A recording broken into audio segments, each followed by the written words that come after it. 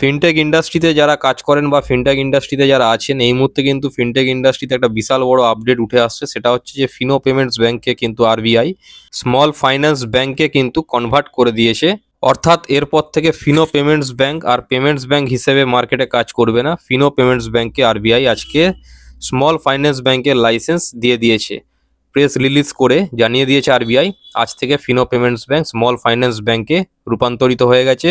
ফিনোর তরফ থেকেও সমস্ত তাদের কাস্টমারদের, সমস্ত তাদের পার্টনারদের, সমস্ত এমপ্লয়ীদের এবং সমস্ত ইনভেস্টারদের গ্রিটিংস জানানো হয়েছে, থ্যাংক ইউ জানানো হয়েছে, ওয়েলকাম জানানো হয়েছে। তো ফিনো আজ থেকে কিন্তু স্মল ফাইন্যান্স ব্যাংক।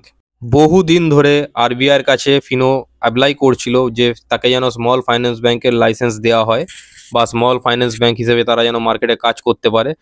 বহুদিনের দীর্ঘ প্রতীক্ষার অবসানের পর অবশেষে 5ই ডিসেম্বর 2025 সেই গুড নিউজ, সেই সুখবর সমস্ত ফিনোর অ্যাকাউন্ট হোল্ডারদের জন্য, সমস্ত ফিনোর এমপ্লয়ীদের জন্য, সমস্ত ফিনো স্টাফদের জন্য এবং সমস্ত ফিনো পার্টনারদের জন্য বা ফিনো ব্যাংকের সিএসপি নিয়ে যারা কাজ করছেন তাদের জন্য গুড নিউজ যে ফিনো কিন্তু আজকে আরবিআইয়ের তরফ থেকে স্মল ফাইন্যান্স ব্যাংকের লাইসেন্স পেয়ে গেছে।